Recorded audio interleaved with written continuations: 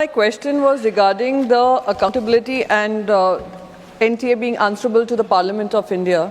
I haven't got the answer, but the question that I would want to ask as my first supplementary. Sir, the NEP 2020 specifies the NTA will work to offer a high-quality common aptitude test, which shall aim to eliminate the need for taking coaching for these exams.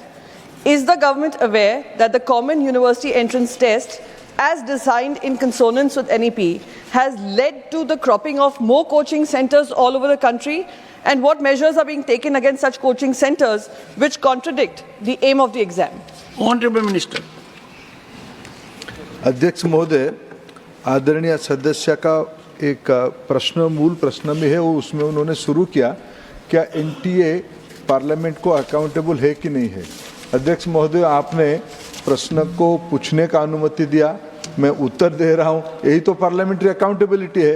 इसलिए तो बिल्कुल NTA विभिन्न स्तर पे parliament के पास accountable है। दूसरी बात, एनईपी ने धीरे धीरे देश की विद्यार्थियों के अंदर परीक्षा की सुधार के लिए, परीक्षा की गुणवत्ता बढ़ाने के लिए एनटीए कई प्रकार की परीक्षाओं को विशेष करके विद्यार्थियों के लिए ले, इसकी सुझाव दिया था।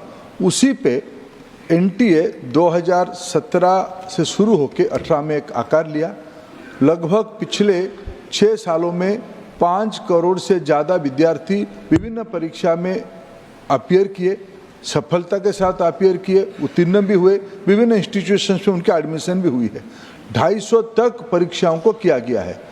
ये बात जो एक मैं आपकी अनुमति से सदन के सामने उसको रखना चाहूँगा। आज देश की जो युवाओं की विशेष करके एस्पिरेशनल सोसाइटी की जो तबका है, न्यू मिडिल क्लास, देश में 25 करोड़ लोग गरीबी रेखा से उठ के ऊपर आ रहे हैं।